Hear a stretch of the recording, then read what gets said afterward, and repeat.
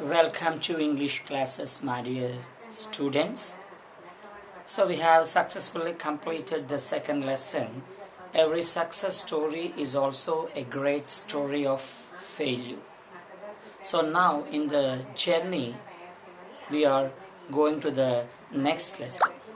So before going to the next lesson, we shall learn what we have learned so far.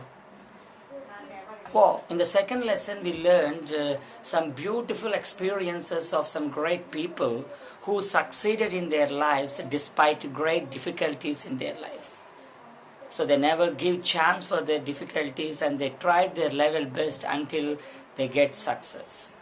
So in this journey, we learned that though we get some difficulties, we have to face them and lead our life in a systematic manner. So today I want to give you a small example, living example. So in a person called Govind Jaiswal, he cracked the UPSC IAS exams in 2006. So with 48th rank. So what's great about it, you may ask me. So a person with all facilities, a person who was born in a rich family, who is having every comforts in his life, if he had achieved that target, it's not a great thing to discuss. But what's the greatness of this man? What's the greatness of Govind Jaiswal? The greatness is he was born in a very, very poor family. Actually, he was born to a rickshaw puller who struggled his entire life who dragged the rickshaw for his entire life to maintain his family, to provide some comforts, minimum basic needs to his family members. So he was blessed with 3 children, 3 daughters and only one son. So after 3 children, after 3 daughters, he got this person Govind Jaiswal. And right from the beginning, right from his childhood, this fellow showed his intelligence at all levels. When he was studying elementary, he got first rank in the class. So people, teachers, everybody appreciated him. So he's a very bright, smart person, brilliant student in the class. So after that, he entered the high school. So there also he got some excellent marks and he even got the district first in his 10th class public exam. So after that he should continue, he wanted to continue his studies, but at the same time his financial background is not sufficient. So his financial position is discouraging him. So as a father, we can understand the position and condition of him. He wanted to develop and he wanted to educate his son, but he was unable to do that because of his poor financial condition. But on one side, his son is very intelligent and he is progressing and making leaps and bounds in his life. So what to do then? So then his son took an excellent decision. He took an excellent decision. He prepared. He wanted to do something. So how long he can make his father to pull the rickshaw like that? So not only him, but his entire family members stood behind him. So by hook or crook, we should educate him. So when he is progressing in his education, so who are we to discourage him? So I want to educate my son. He took a decision. And his son also wanted to develop in his life. He wanted to change the entire scenario of his family life. He wanted to make his father to sit in a royal chair and look after his welfare. So what is the only thing he can do? To read properly, to get some good job. So by seeing his talent, by seeing his knowledge, his teachers and relatives also encouraged him a lot. Even his friends also helped him a lot by supplying the books and doing some other help to him. And his teachers, especially his teacher, he insisted him, he developed some interest within him to crack IAS exams. So after completing your degree, you should become an IAS officer. A person like you should become an IAS officer who can understand the problems of a common man. So right from his school stage, the seed of becoming an IAS officer was sown in his brain. So he did many attempts and finally completed his degree and went to Delhi for his IAS coaching. So IAS coaching is not at all an easy task. It involves so much of hard work. At the same time, it involves so much of financial pressure on the parents. I don't know from how this parent, how his father provided the things for him. So finally he sold his house, he sold his land, and he prepared to do anything. Finally he even prepared to sell his rickshaw also for providing something to his son. At the same time, the responsibility will lay on the side of the students also. So when parents are doing something for the welfare of the children, on the other side, the children should also cooperate with the parents. So if you want to clap, both these hands, both your palms should come forward, then only we can make claps like this. So with a single hand, we cannot try to make sound, we cannot produce sound. So on the other hand, his son also prepared himself. He decided to become somehow an IAS officer. He made it as a burning desire. So that's what we call burning desire. He went to Delhi. So after going to Delhi, he should not forget his dream. His wish is to become an IAS officer. So every time he used to think of becoming an IAS officer. So how to get the money? He wanted, even if he wanted to join in a coaching institution also, he needs some money. So how to get it? So he decided to stay in a slum region where they collect somewhat lesser rents when compared with the posh areas. So he stayed in the slum region. And what to do next? So in that way he saved some financial burden. And next, he did not want to be a burden on his father. That's why with whatever knowledge he's having, he decided to say some tuitions for the needy people. He started he did set some tuitions. He went to some tuitions and gathered some money for his coaching, for his preparation. And so how he prepared, in one of his interviews he told that how he prepared for the IAS exam. So I don't know anything other than my books.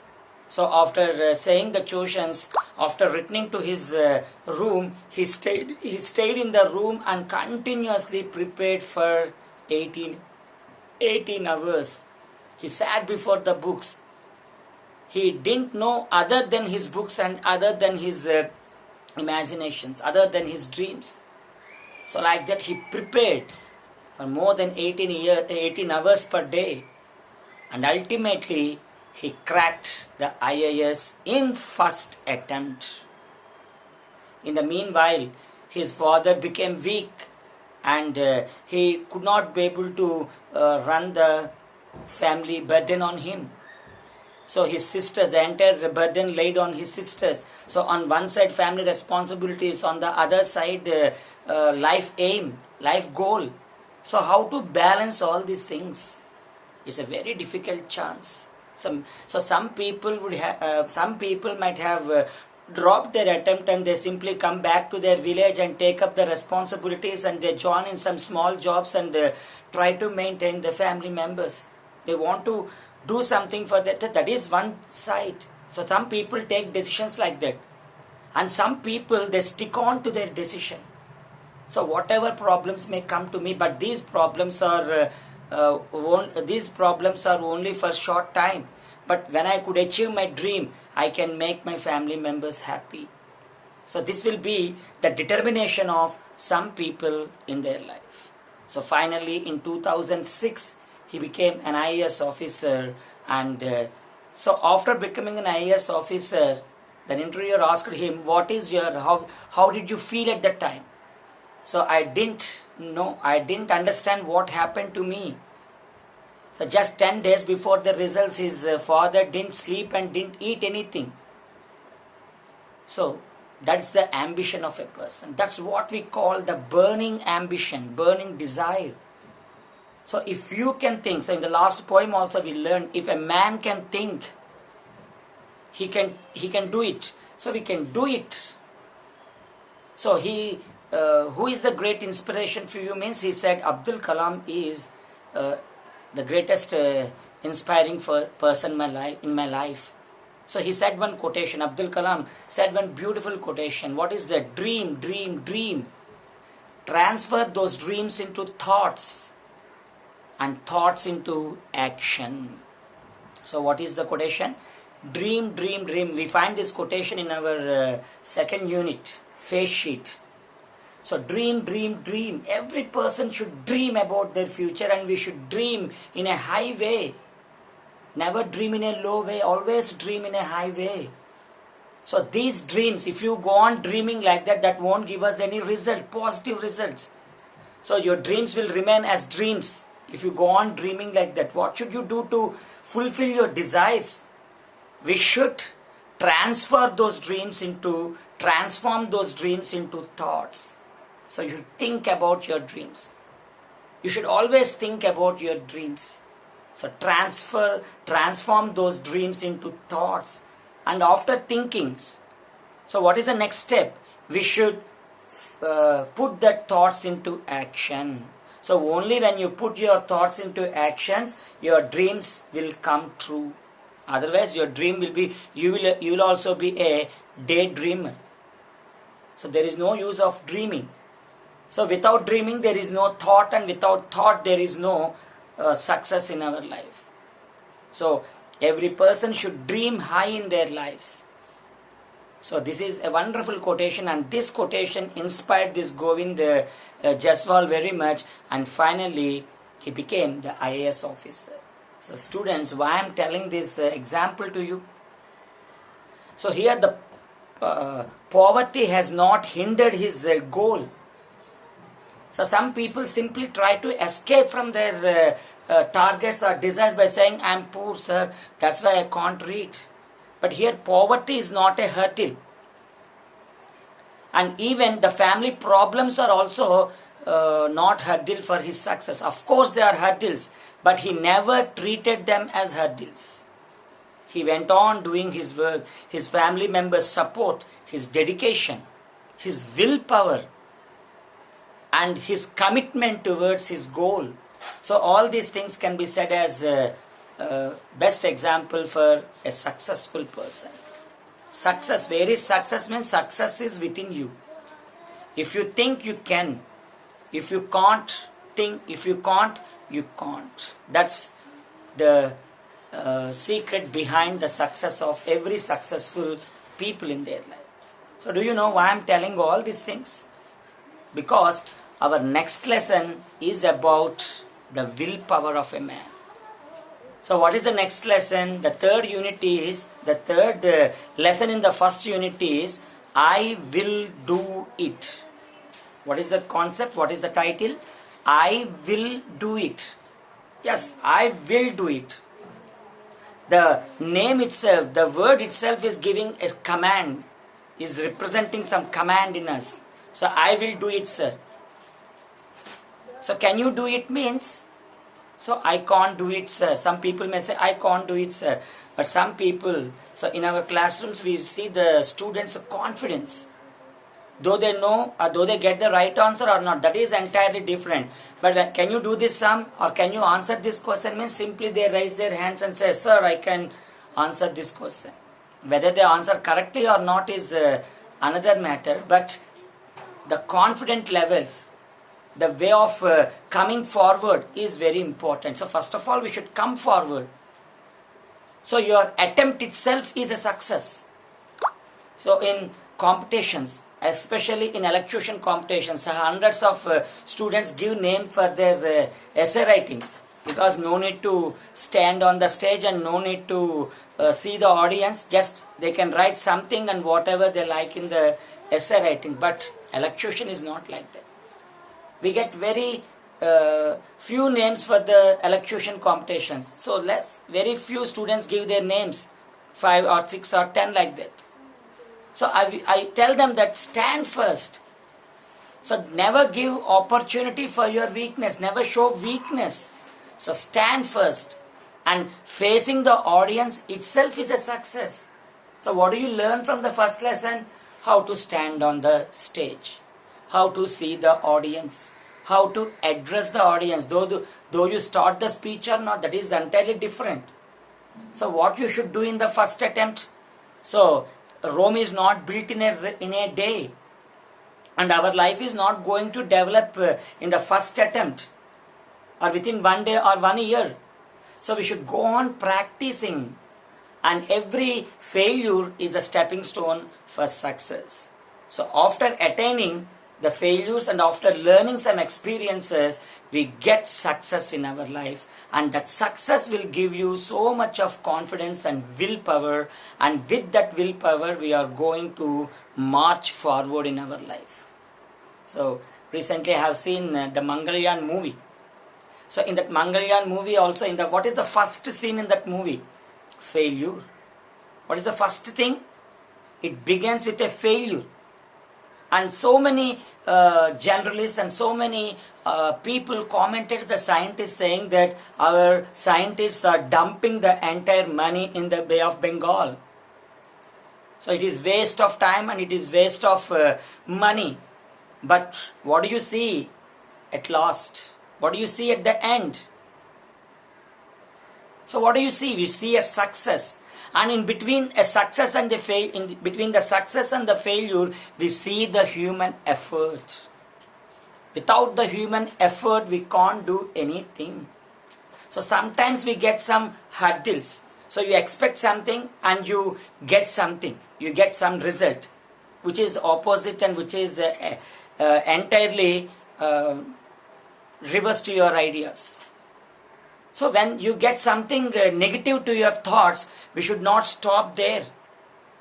So you expect something, but you get something in the life. So these things should not hurdle you. And you prepare well, and you write your exams well, and you got a good rank, but something may stop you to join in that institution. Or some persons may say some ideas and they change your attitudes. So these things should not hurdle us. So you should, when you take one decision, you should remain on your decision forever. So this is what we are going to learn in our next lesson. That is, the title is, I will do it. What is the title? I will do it.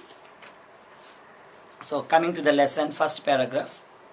He was short, he was short, he was the brightest boy in the class. Who is this boy? We don't know. So now I am not going to introduce this boy. But he is a very intelligent boy. He is very short. Sharpness means intelligence. Sharpness will talk about the intelligence of a person. He was the brightest boy. Brightest is also another synonym of intelligence. Brightest boy in the class. His seniors used to ask him to solve their difficulties in science. His seniors used to ask him. So when your friend is asking you to clarify some doubts, means it's okay, because your level and your friend's level is same. But your senior's level will be somewhat higher than you. When you are studying 10th class, you can solve the problems of 8th class and 9th class also. But how can you solve the problems of intermediate and degree students? Is it possible for us?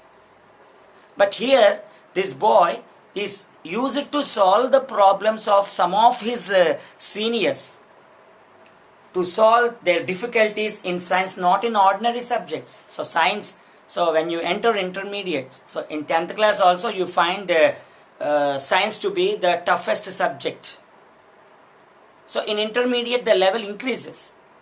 So science is very difficult in one way, and it is somewhat a tougher subject when compared with other subjects. And this fellow used to solve some of their difficulties in science subject. Science includes maths and physical science. So how is this boy compared here? So here the writer used all the superlative degrees. Superlatives means one person is compared with more than two persons. So when I am comparing you with the entire class, we use the superlative degree. When the mountain Himalayas is compared with the other mountains, we use the superlative degrees. So here the author is also comparing this person's brightness, shortness, intelligence, everything with the other students in the class. And even the seniors also used to get clarifications from this boy regarding science and mathematics. He could have gone unnoticed in a crowd. He would have gone unnoticed in a crowd. Unnoticed means nobody will remember them and nobody will identify that person. Unidentified person. He could have gone unnoticed in a crowd. So nobody will bother about that boy when you are in the classroom.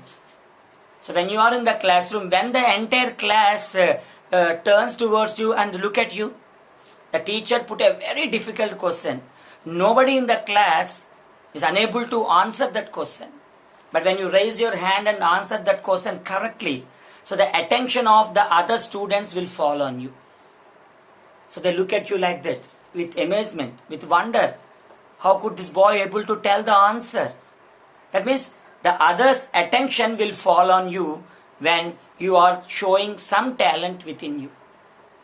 Okay? So otherwise nobody will bother about you. It is a common class, means nobody will bother about you. The same way, this boy also, he could have gone unnoticed in a crowd. In group of students, nobody will identify him. But once you ask him a question related to physics or maths, so just you ask him a question related to maths and physics.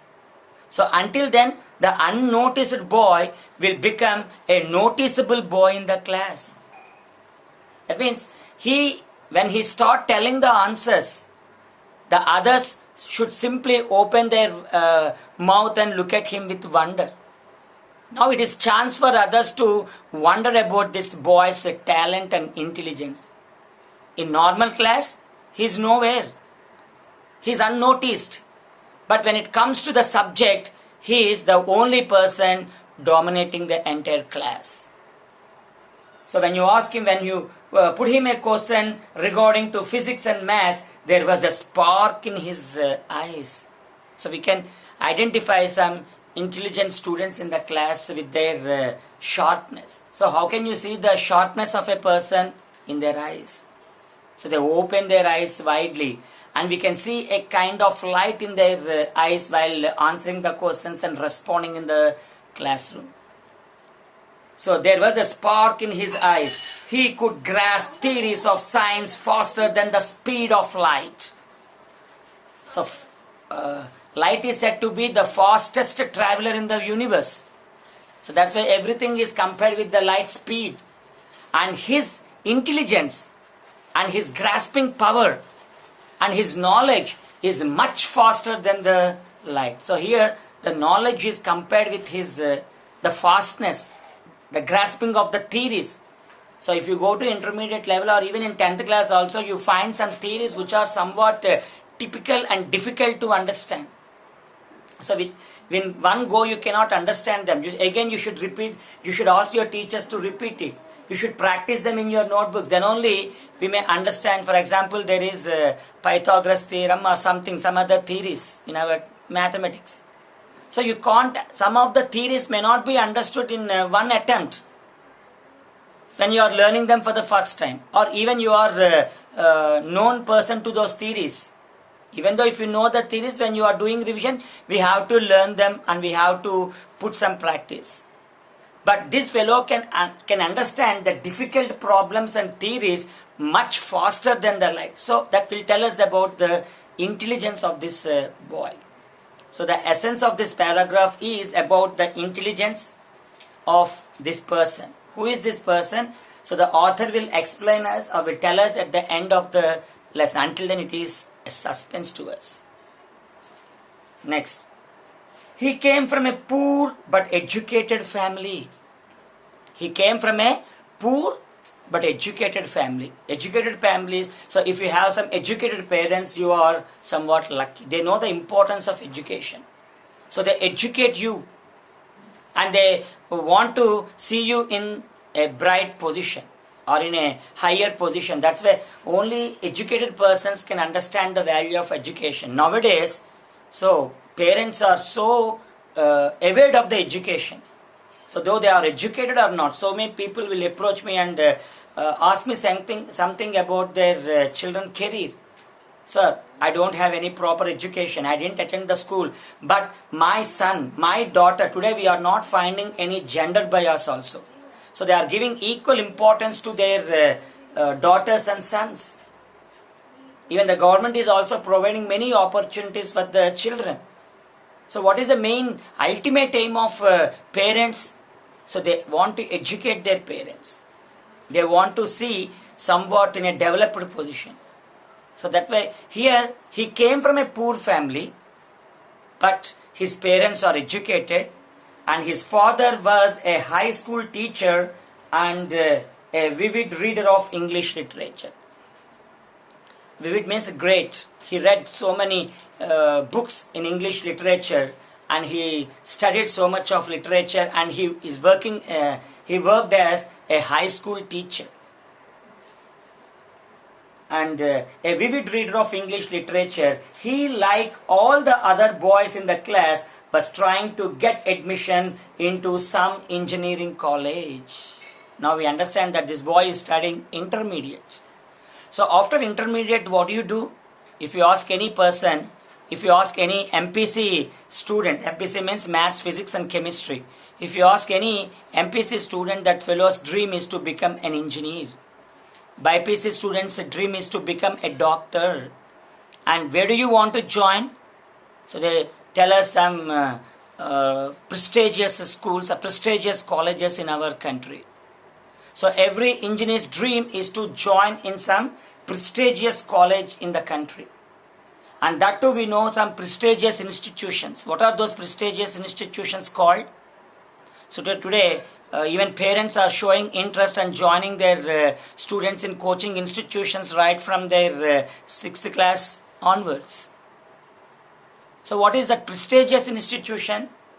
Yes, it is none other than IIT. It is none other than IIT. What is the full form of IIT? Means Indian Institution of Technology. So if you get a chance or if you get a seat in IIT, means parents' belief is their life is settled.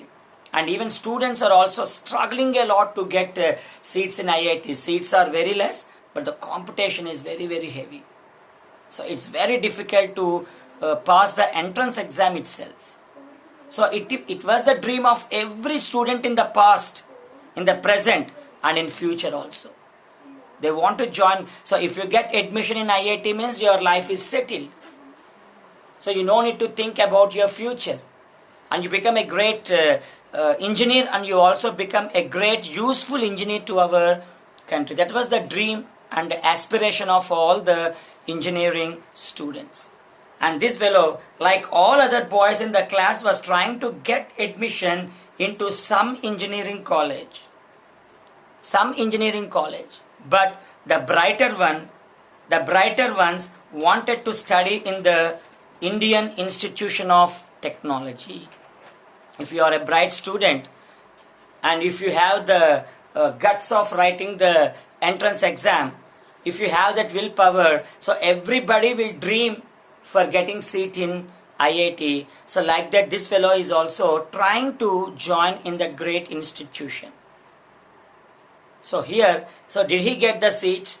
How he prepared for his exam and how he continued his studies. So let us see in the next class. So until then, you revise the lessons and try to understand them. If you have any difficulties or if you have any problems, you can write it in the comment box. So until then, have a nice day, stay at home and be safe.